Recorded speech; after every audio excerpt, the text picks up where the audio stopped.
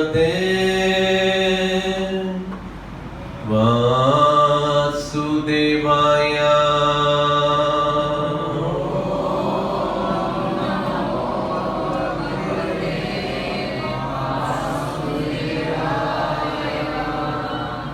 ओम नमो भगवते वासुदेवाय।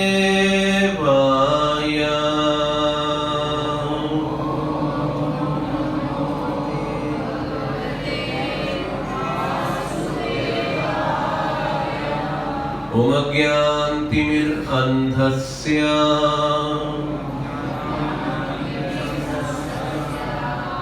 ज्ञानाञ्जनशलाकया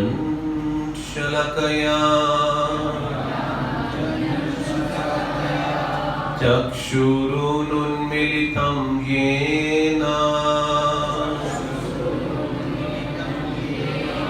तस्मै श्री गुरवे नमः। श्री चैतन्यमनोभीष्टं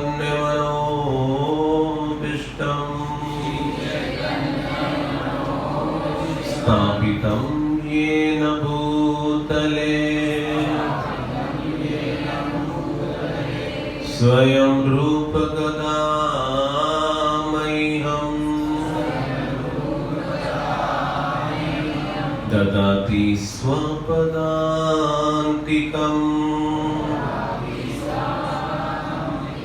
नमो विष्णुपादाय कृष्णपृष्ठाय भूतले श्रीमद् भक्तिवेदांत स्वामिनिति नामिने। नमस्ते सरस्वते देवे गौरवाणी प्रचारिणे निर्विशेष शून्यवादी देशकारिणे। हरे कृष्णा।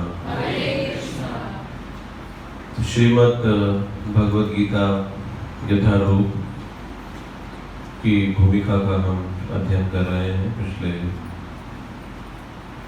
कुछ महीनों से। श्रीमद् भगवद गीता की भूमिका अपने आप में संपूर्ण भगवद गीता से भी बढ़कर है। तो विचार करें कि जब भगवद गीता की भूमिका इतनी महत्वपूर्ण है तो ये ग्रंथ अपने आप में कितना महत्वपूर्ण होगा। तो इसीलिए इस भूमिका को, गीता को समझने से पहले समझना बहुत अधिक अनिवार्य आवश्यक है। ये भूमिका श्रील प्रभुपाद जी के द्वारा दी गई है। श्रील प्रभुपाद जी वो व्यक्ति हैं जिन्होंने इस भगवद गीता को पूरे विश्व भर के कोने कोने में पहुंचाया। लगभग 80 भाषाओं में भगवद गीता अनुवादित हो चुकी है। पूरे विश्व में सबसे ज़्यादा अब तक पढ़ी जाने वाली वितरित भगवद गीता है ये, और पूरा विश्व इसकी शिक्षाओं से लाभान्वित हो रहा है। तो हम पृष्ठ संख्या 16 पर हैं मेरे एडिशन में, हो सकता है आपका एडिशन डिफरेंट हो। और हम परिच्छेद का शीर्षक है भले ही असनातन धार्मिक विश्वास। ये शब्द हैं आरंभ के, कृपया निकाल लें गीता में इस पैराग्राफ को। फिर से दोहराता हूं, भले ही असनातन धार्मिक विश्वास।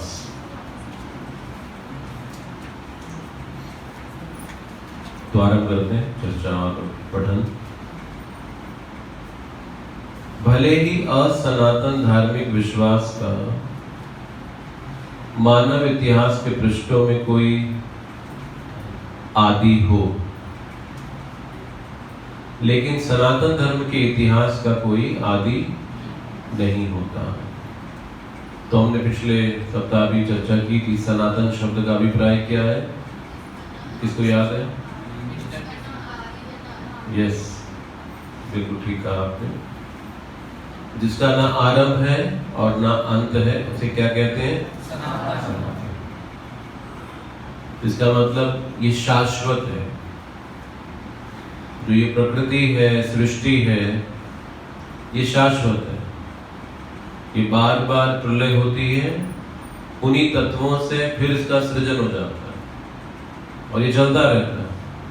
ये कभी समाप्त नहीं होता, इसका कभी आरंभ नहीं, कभी अंत नहीं, इसीलिए इसे सनातन कहा जाता है। तो जीवात्मा क्या है? सनातन की असनातन? क्योंकि जीव क्या है? शाश्वत है, कभी समाप्त नहीं होता। मृत्यु किसकी होती है? शरीर की मृत्यु। तो मृत्यु शरीर की है, आत्मा की नहीं। तो आत्मा सनातन है और आत्मा का धर्म क्या होगा? सनातन धर्म। आत्मा सनातन है, शाश्वत है, उसका धर्म क्या होगा? सनातन धर्म होगा। तो इसलिए ये चर्चा आई है सनातन और असनातन में। तो आरंभ हुआ है असनातन धार्मिक विश्वास। उसका मतलब है ऐसा धार्मिक विश्वास भी हो सकता है जो सनातन ना हो, जो असनातन हो। तो असनातन धार्मिक विश्वास। तो कहा गया है क्योंकि यह जीवों के साथ शाश्वत चलता रहता है।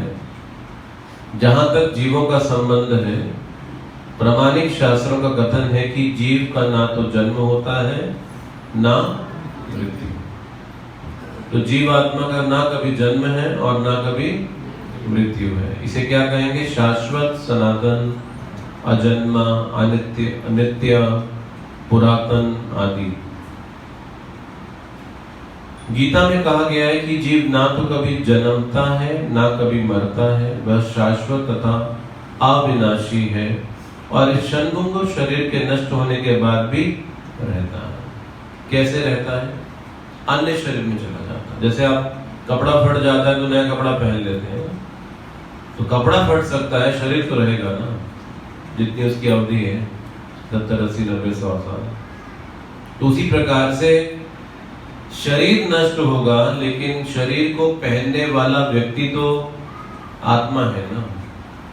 जैसे शरीर ने कपड़े को पहना है, वैसे शरीर को आत्मा ने पहना है।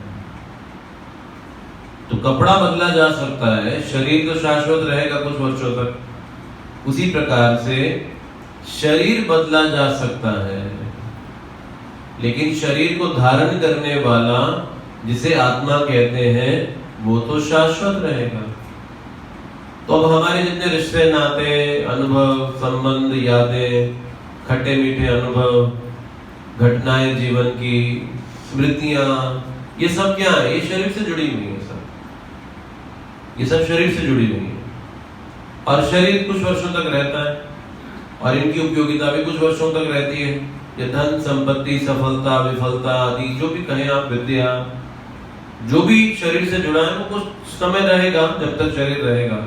और जब शरीर नष्ट हो जाएगा, वो सारी वस्तुएं जो इस शरीर की संपत्ति है वो भी नष्ट हो जाएंगी, वो बनी नहीं रह पाएंगी। लेकिन आत्मा तो शाश्वत है ना, वो बना रहता है, वो नष्ट नहीं होता। तो गीता में कृष्ण कहते हैं अजो नित्यो यम शाश्वतो पुराणो, यानी कि वो अजन्मा है। जो अजन्मा है यानी कि उसकी मृत्यु नहीं होती। तो मृत्यु किसकी है? जिसका जन्म हुआ है। अब जिसका जन्म नहीं होता उसकी मृत्यु कैसे हो सकती है? जैसे सूर्य अस्त हो गया तो आज हम कहेंगे कि सूर्य मर गया, तो कहता है ऐसे? नहीं कहता ना। कल सूर्य उदय होगा तो आप बोलेंगे कि सूर्य का जन्म हो गया? नहीं कहा जाएगा। क्या कहा जाएगा? उदय हो गया और अस्त हो गया, उदय हो गया और अस्त हो गया। उसी प्रकार से आत्मा का शरीर में उदय होना और आत्मा का शरीर से अस्त होना, इसे जन्म मृत्यु नहीं कहा जा सकता। ये तो आत्मा का शरीर में प्रकट होना व अप्रकट होना। इसलिए जब कोई मरता है, साधारणतः लोग बोलचाल की भाषा में क्या कहते हैं? जब कोई मरा है घर में तो क्या कहते हैं? वो मुझे छोड़ के, अब शरीर सामने पड़ा होता है फिर भी क्या कहते हैं? शरीर कहाँ होता है? सामने होता है। सामने शरीर है लेकिन फिर भी क्या कहते हैं, वो मुझे छोड़ के, पर कहाँ गए, तो सामने है ना। नहीं, आप कह रहे हैं कि चले गए लेकिन वो तो सामने है, तो कहाँ चले गए? जिसको आप कह रहे हैं चले गए तो सामने है। अगर वो शरीर हमारा अपना था तो वो सामने होता है, वो कहीं नहीं जाता, लेकिन फिर भी हम कहते हैं वो मुझे छोड़ के चले गए, तो कौन चला गया फिर? अगर शरीर अपना था तो शरीर तो सामने है, इसका मतलब शरीर अपना ना होकर उस शरीर में कोई और अपना था जिसको हमने पहचाना नहीं पूरा जीवन भर। हम पहचान संबंध शरीर के साथ करते रहे, शरीर छूटा तो हमने कह दिया कि वो हमें छोड़कर चले गए, और वो शरीर सामने, हम खुद उसे दफना के जलाकर आए होंगे, वो नहीं गया, हम भेज कर आए उसे, और फिर भी हम क्या कह रहे हैं, वो मुझे छोड़कर। भाई थोड़ी सी विचार कीजिए, थोड़ा बुद्धि लगाइए, कौन चला गया? शरीर तो उधर ही, इसका मतलब कोई और था ना शरीर में जो चला गया, लेकिन जीवन भर तो पहचाना नहीं हमने उसको अपना, जीवन भर तो हम शरीर को ही अपना मानते रहे। इसीलिए शारीरिक अनुभव टेम्परेरी है, क्षणिक है, शरीर के नष्ट होने से ये अनुभव भी नष्ट हो जाएंगे, लेकिन आत्मा के अनुभव क्षणिक नहीं होते, आत्मा के अनुभव हमेशा रहने वाले हैं, और ये जन्म जन्मांतरों तक साथ चलने वाले हैं। इसलिए जो संपत्ति आत्मा के साथ अर्जित की जाएगी वो नष्ट नहीं हो जाएगी। अब भौतिक संपत्ति तो शरीर नष्ट होते ही भौतिक संपत्ति भी गई, और उसको पाने में इतना परिश्रम किया, शरीर गया तो संपत्ति भी गई। ठीक है, संपत्ति की उपयोगिता है, ये नहीं कहा जा रहा कि वो व्यर्थ है, उसे सब त्याग दीजिए, सब लोग मंदिर में आके रहना शुरू कर दीजिए, उपयोगिता है, लेकिन वो जीवन का लक्ष्य नहीं है। जैसे एक व्हीकल की उपयोगिता है, कार की, स्कूटर की उपयोगिता है, लेकिन कार स्कूटर जीवन का लक्ष्य नहीं है। उसको आप यूज करते हैं एक स्थान से दूसरे स्थान पर जाने के लिए, लेकिन उसके लिए जीवन नहीं जीते आप। उसी प्रकार से शरीर उपयोग करते हैं आप, लेकिन शरीर के लिए जीवन नहीं जिया जाता। पर हो क्या रहा है, जब हमें पता ही नहीं हम हैं कौन, जब हम जान ही रहे, अब हम अपनी पहचान शरीर से कर रहे हैं, तो पुरुष के शरीर में तो कहते हैं मैं पुरुष हूं, स्त्री के शरीर में तो हम कहते हैं स्त्री है, बालक के शरीर में तो हम कहते हैं मैं बच्चा हूं, व्यस्क के शरीर में तो हम कहते हैं हम एडल्ट हैं, वृद्ध के शरीर में तो हम कहते हैं वृद्ध हैं। शरीर की ये अलग अलग परिस्थितियां हैं, शरीर निरंतर परिवर्तनशील है। अब जैसे आपकी बाल्यावस्था की फोटोग्राफ्स हैं कि नहीं आपके पास है? जब आप 2-4 साल के होंगे, कुछ फोटो है आपके पास? आज आप जैसे देखते हैं कि उस फोटो में भी वैसे दिखते हैं आपके? नहीं दिखते। लेकिन जब उस फोटो को देखते हैं तो आप क्या कहते हैं, वो आप ही है कि कोई और है? पहचान करते हो फोटो से अपनी? कहते हैं ना कि मैं ही हूं ये, लेकिन वैसे तो आप दिखते नहीं, तो फिर आप कैसे कहते हैं कि आप वही हैं, जबकि आप तो वैसे दिख नहीं रहे आज? तो इसका मतलब शरीर बदल गया ना। हर 7 साल के बाद विज्ञान कहता है शरीर बदल जाता है, हर 7 साल के बाद शरीर की कोशिकाएं बदल जाती हैं। तो शरीर निरंतर परिवर्तनशील है। जैसे आज दिख रहे हैं, क्या हमेशा आप ऐसे दिखेंगे? आज के 10, 20, 30 साल के बाद ऐसे दिखेंगे आप? लेकिन जब आज का फोटो आप 30 साल बाद देखेंगे तो आप कहेंगे कि नहीं कि मैं यही हूं, लेकिन आप तो वो नहीं है, शरीर तो बदल गया। फिर आप कैसे कहते हैं वही? क्योंकि परिवर्तन आत्मा ने नहीं आया, परिवर्तन किसमें आया? और हम कौन है? और इस कारण से हम क्या कहते हैं हमेशा, मैं यही हूं, क्योंकि आत्मा बदली नहीं, बदला कौन? इसलिए हमेशा ही कहते हैं, चाहे फोटो अपना कितने भी साल का उठा होगा, परिवर्तन शरीर में आया ना कि आत्मा में आया। इसीलिए क्या कहा जा रहा है, वह शाश्वत तथा अविनाशी है और इस क्षणभंगुर शरीर के नष्ट होने के बाद भी रहता है। सनातन धर्म के स्वरूप के प्रसंग में हमें धर्म की धारणा को संस्कृत के मूल शब्द के अर्थ से समझना होगा। धर्म का अर्थ है जो पदार्थ विशेष में सदैव रहता है। इसका क्या अर्थ है? ऐसा गुण जो कि बदला नहीं जा सकता, उसे क्या कहते हैं? उस वस्तु, उस पदार्थ का धर्म। उस वस्तु और उस पदार्थ का धर्म क्या है? ऐसा गुण जो कि बदला नहीं जा सकता। वो उस वस्तु और उस पदार्थ का धर्म कहलाता है। जैसे कि आगे उदाहरण दिए जा रहे हैं, अग्नि के साथ ऊष्मा तथा प्रकाश सदैव रहते हैं। जहां अग्नि होगी ऊष्मा होगी कि नहीं होगी? हीट होगी ना, प्रकाश होगा कि नहीं होगा? तो ये अग्नि का धर्म है। ऊष्मा व प्रकाश अग्नि का ऐसा गुण है जो कि बदला नहीं जा सकता। आप उसे अलग नहीं कर सकते। जहां अग्नि है वहां ऊष्मा व प्रकाश स्वाभाविक है। तो ये ऊष्मा व प्रकाश अग्नि का क्या हो गया? धर्म हो गया। पानी की तरलता अलग कर सकते हैं पानी से? आप क्या अलग कर देंगे तो पानी का रूप बदल जाएगा, वो पानी नहीं कहलाएगा। ठोस हो जाएगा तो बर्फ बन जाएगा, सूक्ष्म हो जाएगा तो भाप बन जाएगा। लेकिन तरल होगा तो क्या कहलाएगा? जल कहलाएगा। ये पानी की तरलता क्या है? उसका धर्म है। ये पानी की तरलता उसका धर्म कहलाता है। तो धर्म क्या हुआ? उस पदार्थ का वो गुण जो कि उससे अलग नहीं किया जा सकता, उससे अलग नहीं किया जा सकता। तो इसी प्रकार हमें जीव के उस अनिवार्य अंग को ढूंढना चाहिए। तो क्या कहा जा रहा है? अब आत्मा का ऐसा कौन सा गुण है जो उससे अलग नहीं किया जा सकता? ये मुद्दा कहां तक लेकर जा रहा है हमें? अग्नि और जल के उदाहरण से क्या समझ रहे हैं हमें? ये समझना है आत्मा का ऐसा गुण क्या है जो आप उससे अलग नहीं कर सकते। वो उस आत्मा का धर्म कहलाएगा। जल का धर्म उसकी तरलता, अग्नि का जल उसकी ऊष्मा। अब आत्मा का ऐसा क्या गुण है जो उससे अलग किया नहीं जा सकता, और वो आत्मा का धर्म कहलाएगा। और वो है सेवा करना। आप देखो हर परिस्थिति में हम किसी ना किसी की सेवा में लगे हैं। अपने शरीर की सेवा करते हैं, इसे साफ रखकर, इसको आराम देके, इसको आहार, निद्रा, जल आदि देके। इंद्रियों की सेवा है।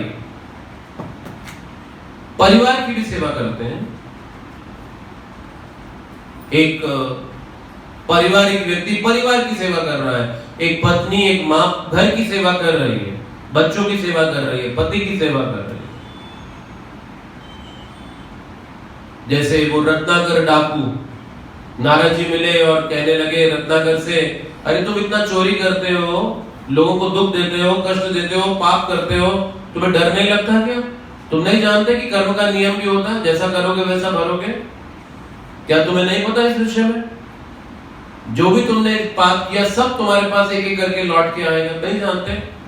तो रत्नाकर ने कहा मैं अपने लिए नहीं करता, अपने परिवार के लिए करता हूं। मैं अपने लिए नहीं करता, अपने परिवार के लिए पाप कर रहा हूं, उनके भरण पोषण के लिए। तो नारद जी ने क्या कहा रत्नाकर से? अच्छा, अगर तुम परिवार के लिए करते हो तो परिवार से जाकर ये पूछ कर आओ कि जब तुम्हें पाप की प्रतिक्रियाएं आएंगी दुख रूप में, तो क्या वो उसका शेयर लेंगे? क्योंकि तुमने उनके लिए किया ना, उनको भी तो हिस्सा लेना पड़ेगा कि नहीं लेना पड़ेगा? क्या कहते हैं आप? तो रत्नाकर कहते हैं हाँ क्यों नहीं लेंगे। तो नारद जी ने कहा जाओ पूछ कर तो आओ, इतना तुम बोलते हो ऐसा साहस से, जाकर एक बार पता तो करके आओ। तो रत्नाकर गया परिवार के पास पूछने, और परिवार के लोग क्या कहते हैं? अरे ये आपकी जिम्मेदारी है कि आप कैसे भरण पोषण करें, हमें क्या लेना देना आपके पाप की प्रतिक्रियाओं से, अब भोगो। तो हम इस सेवा करने के गुण को हमेशा बनाए रखते हैं, क्योंकि ये हमारा आत्मा का क्या है? स्वभाव है। तो कभी अपने लिए और कभी परिवार के लिए, कभी स्वयं के लिए और कभी परिवार के लिए करते हैं। कुछ लोग थोड़ा इससे भी ऊपर उठ जाते हैं, समाज के लिए करना शुरू कर देते हैं। सेवा तो कर ही रहे, कोई अपने लिए, कोई परिवार के लिए, कोई समाज के लिए, कोई देश के लिए करना शुरू कर देता है, उससे भी ऊपर उठ जाता है। कोई उससे भी ऊपर जाता है तो विश्व के लिए करना शुरू कर देता है। कोई इससे भी ऊपर जा सकता है और ब्रह्मांड के लिए करना शुरू कर दे। लेकिन आत्मा का सेवा करने का गुण तो हमेशा बना। अब ये सेवा करने का जो गुण है, जो कि आत्मा से कभी अलग नहीं किया जा सकता, ये आत्मा का क्या है? और ये वास्तविकता में मिला है आत्मा को भगवान की सेवा करने के लिए। जिसे विकृत अवस्था में हम कभी अपने लिए, कभी परिवार के लिए, कभी समाज के लिए, कभी देश के लिए, कभी विश्व के लिए और कभी ब्रह्मांड के लिए उपयोग करते हैं, लेकिन वो गुण भगवान की सेवा करने के लिए बना। और ये क्या है? आत्मा का, ये आत्मा का धर्म, भगवान की सेवा, इसे आत्मा का धर्म कहा गया। तो ये उससे अलग नहीं किया जा सकता। तो इसलिए कहा जा रहा है यह चिर सहचर उसका शाश्वत गुण है और यह शाश्वत गुण ही उसका नित्य धर्म है। इसीलिए जब तक आप इस निर्णय, इस निष्कर्ष पर ना आए, इस बिंदु तक ना पहुंचे जीवन में, हम कुछ भी क्यों ना कर ले, संतुष्टि कभी भी जीवन में प्राप्त नहीं हो पाएगा। अब जैसे एक मछली को पानी से बाहर निकालो, आप बाहर निकाल के उसे एक लैपटॉप दे दो, मोबाइल फोन दे दो, उसे एक सोफे पे बिठाओ, उसे पिज्जा खाने को दे दो, उसे अच्छा कपड़ा पहना दो, उसे ज्वेलरी पहना दो, तो क्या मछली खुश होगी? वो कब खुश होगी?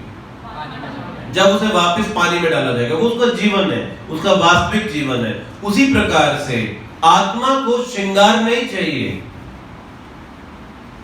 आत्मा को श्रृंगार नहीं चाहिए, उसे बाह्य वैभव नहीं चाहिए, ऐश्वर्य नहीं चाहिए, उसे बाह्य उपलब्धियां नहीं चाहिए।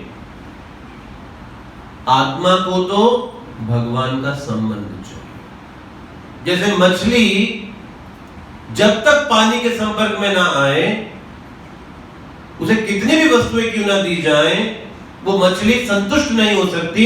उसी प्रकार से हम जीवन में कुछ भी क्यों ना हासिल करें। आपने सुना, पढ़ा, देखा होगा कि लोग आत्महत्याएं क्यों कर लेते हैं।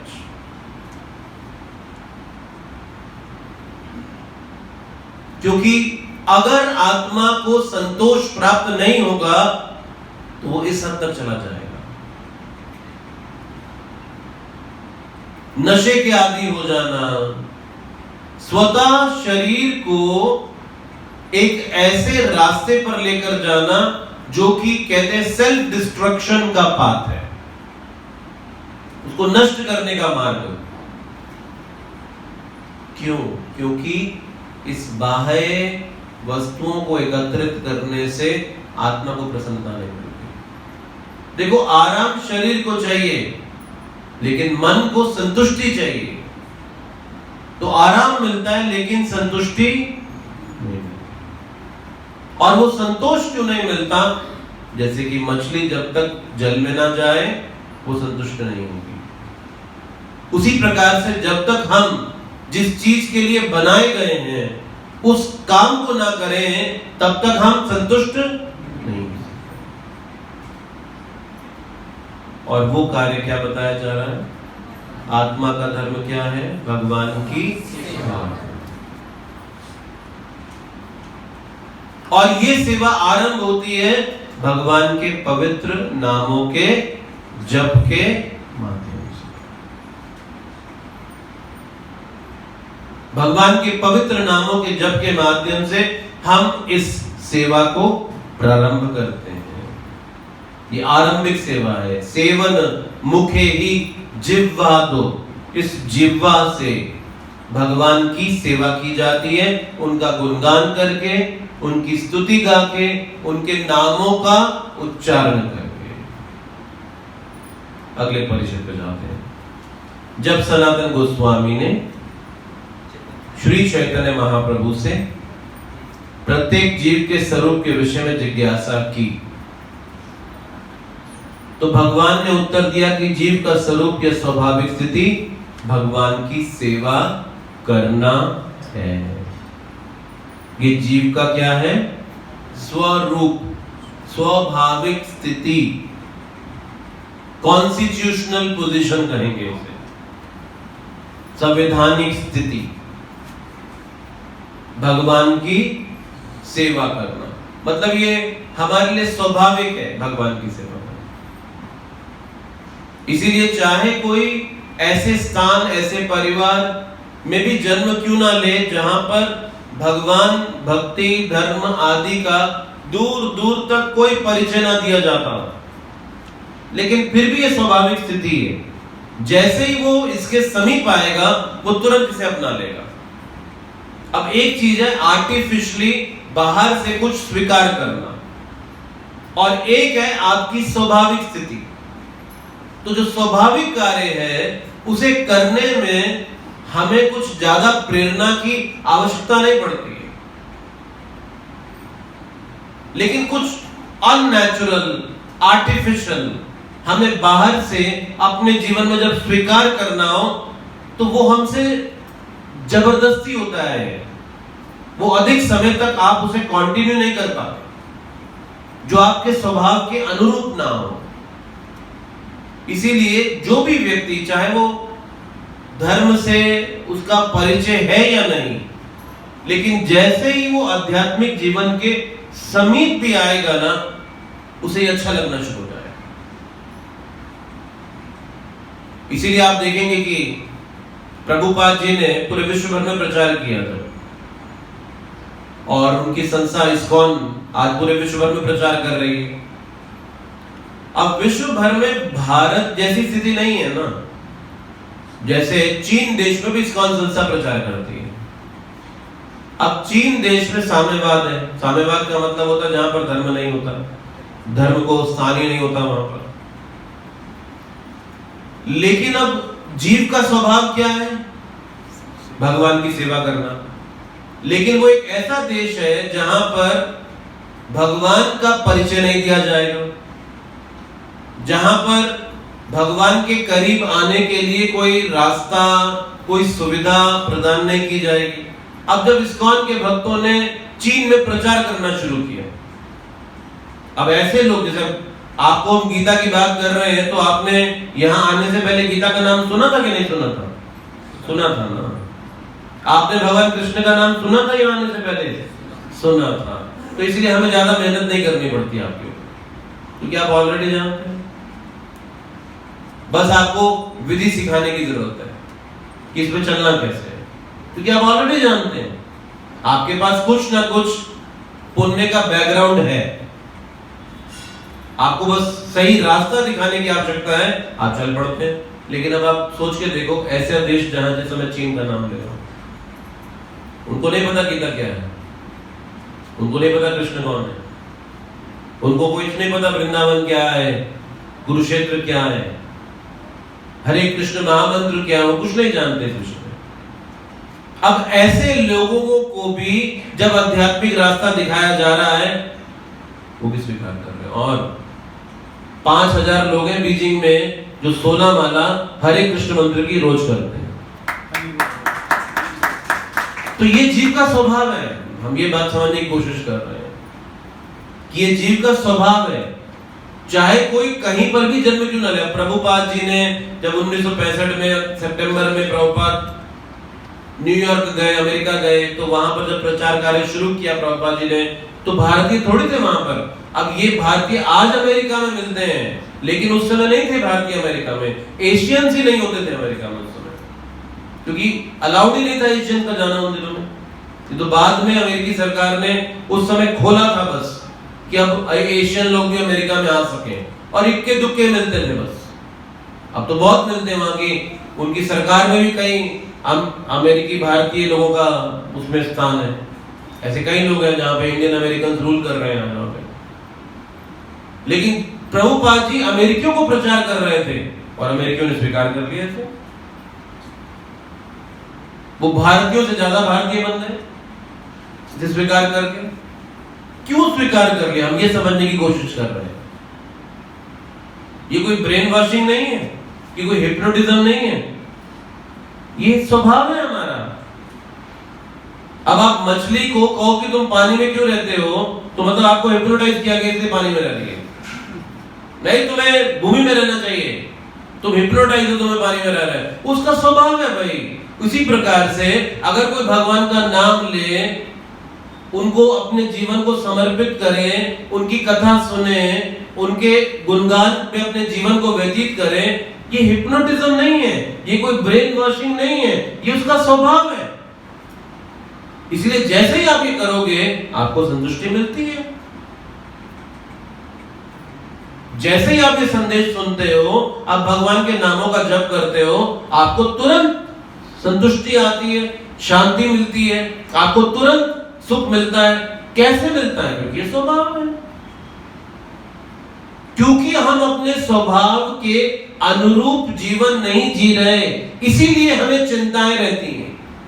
आप जब अपनी नेचर के अगेंस्ट जाकर कुछ काम करोगे तो आप संतुष्ट कैसे रह पाओगे? आप शांत कैसे रह पाओगे? और यही पूरे समाज की स्थिति है आज। तो जितना लोग अपने स्वभाव के विपरीत जा रहे हैं, और हमने क्या पढ़ा? स्वभाव क्या है हमारा? भगवान की सेवा करना। अब जितना हम इससे दूर जा रहे हैं उतना हमारी प्रॉब्लम्स बढ़ रही है, बढ़ेगी, क्योंकि वो स्वभाव के दूर उतनी प्रॉब्लम्स बढ़ रही हैं, चाहे वो सामाजिक हो, चाहे वो पारिवारिक हो, चाहे वो राष्ट्रीय हो, चाहे वो व्यक्ति के स्तर पर हो। आज आप तनाव की बात करें, लोगों के मानसिक असंतुलन की बात करें, मनों के खुश ना होने की बात करें, पूरे विश्व भर में ऐसे लोगों की संख्या प्रतिदिन बढ़ रही है। आज अगर आप फार्मा इंडस्ट्री की बात करें तो कितनी सारी कंपनियां आज स्ट्रेस रिलेटेड मेडिसिन्स को बनाने में लगी हैं। आज दिन रात आप किसी भी फार्मेसिस्ट से जाकर आज पूछ लो, आपकी कौन सी दवाई सबसे ज्यादा बिकती है? नींद की गोली और साथ में डिप्रेशन की दवाइयां। ये दवाइयां सबसे ज्यादा बिक्री हो रही हैं। और ये सिर्फ भारत देश के आंकड़े नहीं है, पूरे विश्व भर के आंकड़े हैं।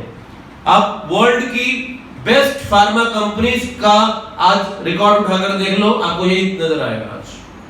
क्यों? क्योंकि जितना आप अस्वाभाविक जीवन जियोगे ये होगा, इसे आप रोक नहीं सकते। तो हम सोचते हैं गरीबी के कारण आज ऐसा हो रहा है, गरीबी नहीं है, ये स्वभाव के विपरीत जाना कारण है। देखिए, शरीर की आवश्यकताएं बहुत अधिक नहीं है, शरीर की आवश्यकताएं बहुत अधिक नहीं है, लोभ की कोई सीमा नहीं है, गलत, पर आवश्यकता अगर आप देखें तो बहुत न्यूनतम है हमारी, और उसकी प्रावधान प्रकृति में पहले से दिया गया है। अब अच्छा एक बात बताओ, आप 84 लाख योनि है कि नहीं? तो 84 लाख योनियों में मानव योनि ही भविष्य को लेकर क्यों चिंतित है? बाकी योनियां भविष्य को लेकर चिंता क्यों नहीं करती? बाकी योनियों के अंदर ही आप देखो कि उनको किसी प्रकार के तनाव क्यों नहीं होते? मानवों को ही क्यों होते हैं तनाव? अभाव मानवों को ही क्यों खलता है, बाकी किसी को क्यों नहीं खलता? अब हमें स्कूल जाना पड़ता है, कॉलेज जाना पड़ता है, कोई व्यवसाय करना पड़ता है, नौकरी करनी पड़ती है, पैसे का आयोजन करना पड़ता है जीवन को बनाए रखने के लिए। आप 80 लाख योनियां उनकी हैं जो मानव नहीं है। वो कौन सी फैक्ट्री चलाते हैं, वो कौन सी दुकान चलाते हैं, कौन सी नौकरी करते हैं, कौन से कॉलेज में पढ़ते हैं, कौन से स्कूल में पढ़ते हैं, वो क्या करते हैं अपनी आय के लिए? आप बताइए तो सही, उनका पालन कौन कर रहा है? क्या वो भूखमरी से मरे हुए मिलते हैं जगह जगह आपको? वो बिना काम धंधा किए, बिना पैसे का आयोजन किए जी रहे हैं, और हमें लगता है हम नहीं जी पाएंगे। हमें लगता है हम नहीं जी पाएंगे, ये कैसे संभव है? तो इसका मतलब प्रकृति में हर जीव के भरण पोषण की व्यवस्था पहले से दी गई है।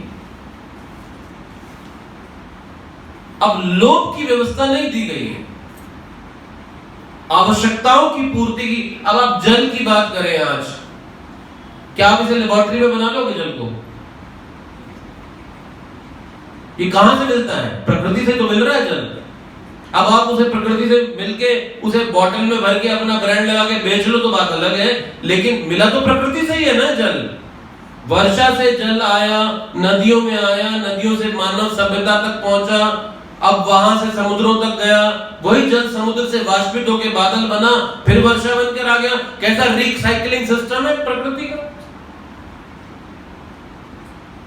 क्या टेक्नोलॉजी है आप देखो।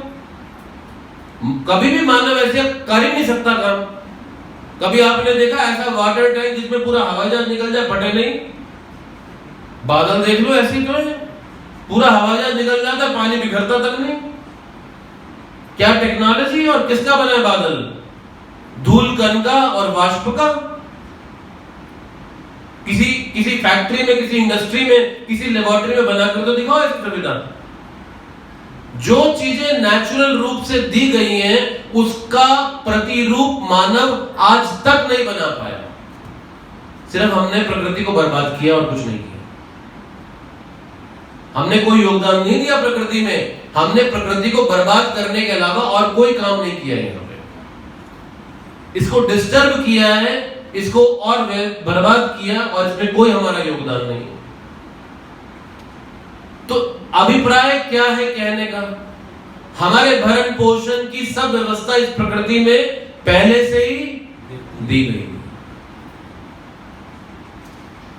पहले से ही ये व्यवस्था है।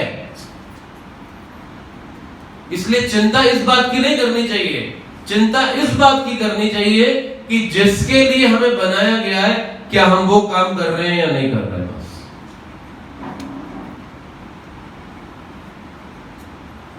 क्या जो हमारा स्वभाव है, जीवे रे स्वरूप होए कृष्ण नित्य दास, क्या हम उसके लिए काम कर रहे हैं या नहीं कर रहे हैं? क्योंकि जीवन क्या है? बहुत छोटा। जीवन बहुत छोटा है। ये समय कैसे चला जाता है पता भी नहीं चलता। कैसे आज सुबह सूर्य उदय हुआ था, अस्त हो गया, पूरा दिन किधर चला गया, अगर आप अपने जीवनों में झांक कर देखें पता चलता है कहां गया। ऐसा तो कितनी जल्दी निकल गया। और ये कल सुबह का सूर्य फिर से देखेंगे, रात्रि कहां चली गई पता नहीं चलेगा। और ऐसे करके जीवन के कितने साल हम लोगों ने बिता दिए पता ही नहीं चला। कोई बाल्य अवस्था से युवावस्था आ गया, कोई युवावस्था से मध्यावस्था आ गया, कोई मध्यावस्था से वृद्धावस्था में प्रवेश कर गया, और अब कोई वृद्धावस्था से मृत्यु तक प्रवेश करने जा रहा है, पता ही नहीं चला समय कहां चला गया जीवन का। और हम सोचते रहे जीवन बड़ा लंबा है जी, बहुत समय बाकी है, अभी तो बहुत समय बाकी है, कर लेंगे, कल कर लेंगे, कल कर लेंगे, और वो कल कभी भी हमारे जीवन के अंदर आया ही नहीं। उस कल ने हमें कभी आज तक दर्शन दिया ही नहीं। तो इसीलिए ये समय हमेशा रहने वाला नहीं, ये शरीर हमेशा रहने वाला नहीं। और अगर हमने ये अवसर खो दिया, अगर ये हमने अवसर खो दिया है ना, जैसे कि कई जॉब्स होती हैं, बड़ी इंपॉर्टेंट जॉब्स होती हैं, तो उसमें कॉन्ट्रैक्ट साइन करना पड़ता है। आप इतने साल तक ये नौकरी छोड़ नहीं सकते, क्योंकि गवर्नमेंट या वो जो इंडस्ट्री है उस एम्प्लॉय को ट्रेन करने में काफी इन्वेस्टमेंट करती है। तो फिर उनसे कॉन्ट्रैक्ट साइन कर देगी, 5 साल तक आपको काम करना पड़ेगा, मिनिमम 10 इयर्स तक काम करना पड़ेगा आपको। उसी प्रकार से प्रकृति ने हमें ये शरीर दिया, हम पे इन्वेस्टमेंट की है कि जाओ अपने जीवन को सिद्ध करो, जिस काम के लिए तुम बने हो वो इस शरीर के अंदर करके दिखाओ। लेकिन हम क्या करते हैं? सोना, खाना, संतान उत्पन्न करना, इसमें पूरा जीवन व्यतीत करके चले जाते हैं, और ये दोबारा अवसर हमारे हाथ में, ये निकल जाएगा समय हमारे हाथ से। तो अगर इस समय, इस पल को अगर आपने अपने जीवन के स्वरूप के लिए नहीं जिया, जिस कार्य के लिए हम बने उसके लिए नहीं किया, जो कि हमारा स्वाभाविक जीवन है उसके लिए नहीं जिया, तो यानी ये समय लौट के नहीं आने वाला। आप करोड़ों रुपए खर्च कर दो, आप जीवन का एक पल नहीं खरीद सकते हो। एक पल देके करोड़ रुपए जरूर ले आओगे, लेकिन करोड़ रुपए देके जीवन का एक पल लाकर दिखाओ तो नहीं आने वाला। वो लिमिटेड है, वो सीमित है, वो लौट के फिर आने वाला नहीं। इसीलिए स्वभाव के अनुरूप जीवन जिएंगे, उतना स्वतः शांत, प्रसन्न, संतुष्ट रहेंगे ही रहेंगे। आप बोलेंगे तो क्या करें, काम धंधे छोड़ दें, घर परिवार छोड़ दें, आप क्या चाहते हैं इससे? करना क्या चाहिए अब हमको? यानी कि संतुलन तो बनाइए कम से कम।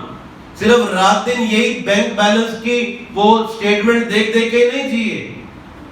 संतुलन बनाइए जीवन में कि भक्ति के बैंक बैलेंस की स्टेटमेंट भी तो देखो।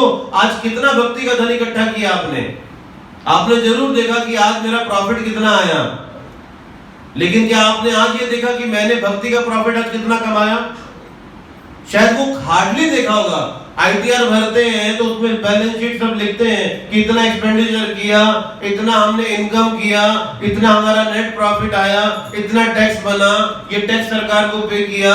साल भर का आप चेक करते हैं कि कितना आपने आय किया, कितना व्यय किया, लेकिन क्या कभी हम साल भर का देखते हैं कि इस साल हमने भगवान के लिए क्या किया? शायद ही कभी देखेंगे। मैं तो नहीं मिला आज तक किसी से जो ऐसा देखता हूं। अगर आप में से कोई है तो हाथ खड़ा करो, भाग्यशाली आप, हम भी आपका दर्शन करेंगे। शायद ही कोई चिंता करता है इस बात कि मेरा भक्ति का धन बढ़ रहा है, कम हो रहा है, क्या हो रहा है, जीवन का समय जाता जा रहा है, मैं कितना भगवान के करीब आया, नहीं आया, ये चिंता नहीं है हमारी। परे ब्रह्मणि कोपी न सकता। इसलिए आदि शंकराचार्य कहते थे हर व्यक्ति चिंतित है। बालास्तावत क्रीड़ा सकता।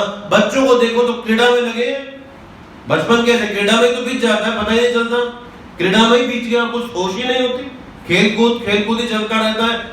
तरुणास्तावत तरुणी सकता। युवक युवतियां एक दूसरे से आसक्ति में जीवन बिता देते हैं। वृद्धोस्तावत चिंता सकता। वृद्धावस्था आई तो चिंताओं में जीवन बीत जाता है। परे ब्रह्मणि कोपी न सकता। लेकिन पूरे जीवन में बाल्यावस्था, युवावस्था, वृद्धावस्था में हमारी चिंताओं के विषय बदलते गए, लेकिन भगवान से किसी को कोई चिंता नहीं।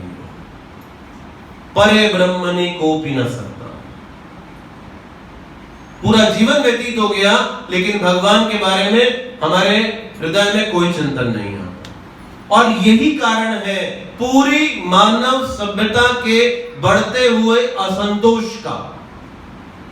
आप लाख कोशिश कर लीजिए, दूर नहीं कर पाएंगे। आप देखो जितने भी बड़े बड़े धनी लोग होते हैं वो ये बात समझ जाते हैं कि पैसे में सुख नहीं है।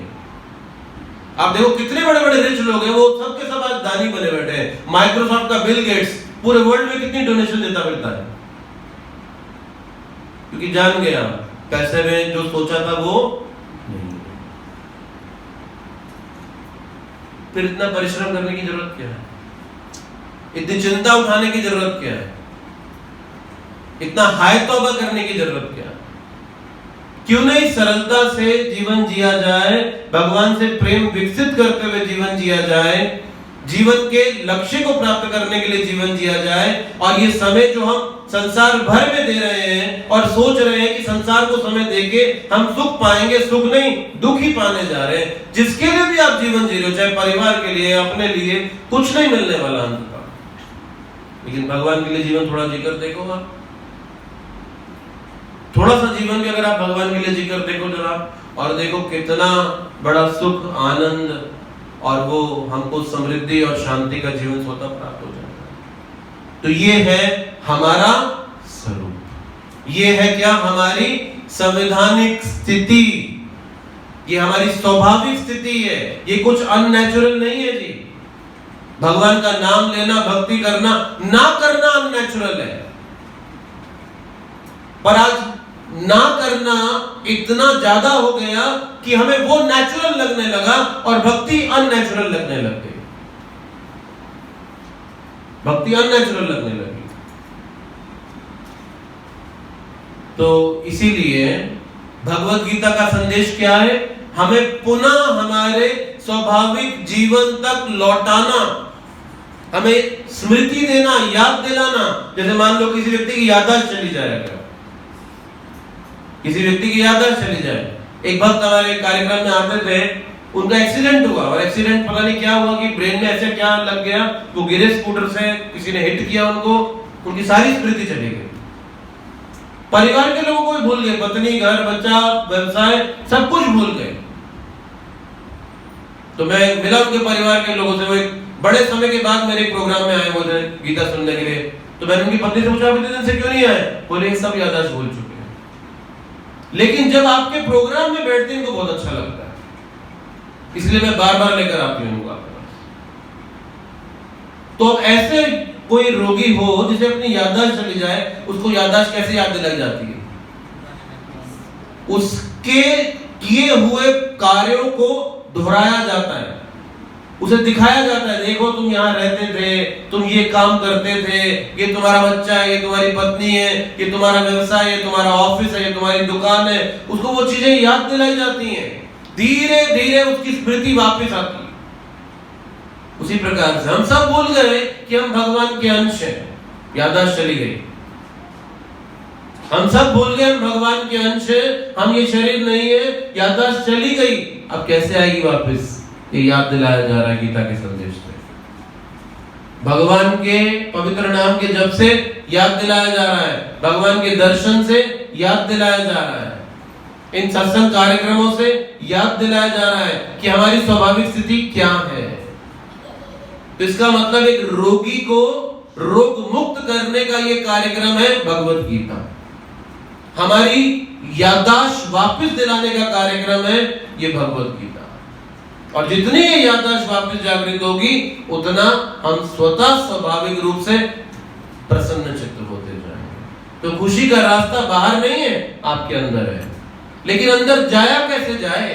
करोगे क्या अंदर जाने के लिए? भाई बाहर जाने का तरीका तो हमें पता है, बाहर जाने का, बाहर पैसा कमाने का तरीका हमें पता है, संसार से व्यवहार करने का तरीका पता है, लेकिन अपने अंदर जाने का रास्ता क्या है? और वो है ये भक्ति मार्ग, भगवान के पवित्र नामों का जप।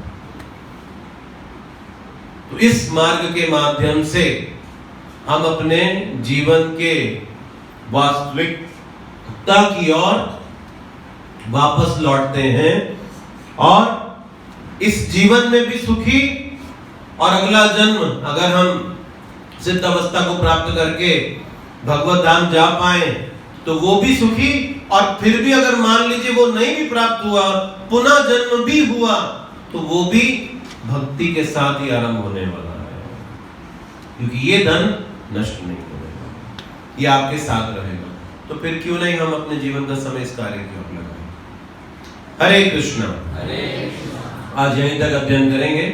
आपका कोई प्रश्न जिज्ञासा हो तो अभी विषय से संबंधित पूछ सकते हैं।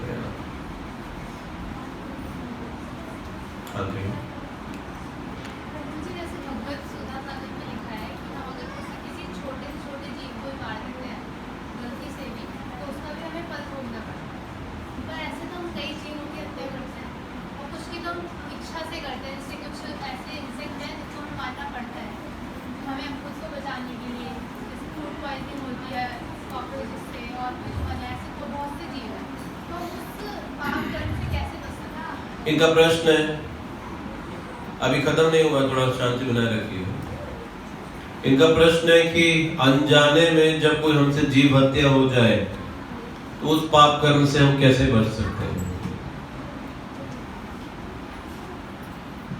एक है अपने लाभ के लिए दूसरे को कष्ट पहुंचाना, जैसे कि मांसाहार करना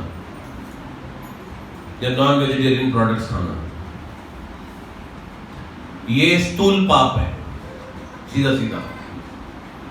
और कर्म का नियम कहता है जैसा करोगे वैसा भरोगे। आज अगर आप किसी पशु को मार के खा रहे हो तो कल को उस पशु को मानव जन्म दिया जाएगा और आपको पशु जन्म दिया जाएगा, उसे आपको मार के खाने का अवसर दिया जाएगा।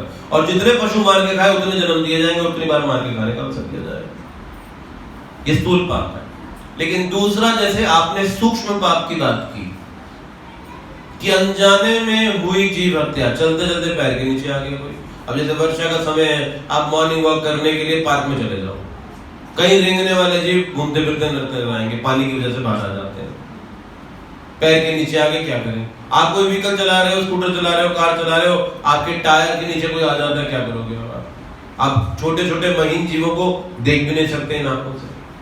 या फिर आप घर में सब्जी काटते हो, फल काटते हो, उसके अंदर कई बार कीड़े होते हैं और कट जाते हो, क्या करोगे आप? और जैसे आपने कहा घर में हाइजीन मेंटेन करने के लिए कई बार कॉकरोच या पेस्ट कंट्रोल भी कराया जाता है ना, तो उसमें कई जो इस प्रकार के कीड़े मकोड़े मर जाते हैं, उनके लिए क्या किया जाए?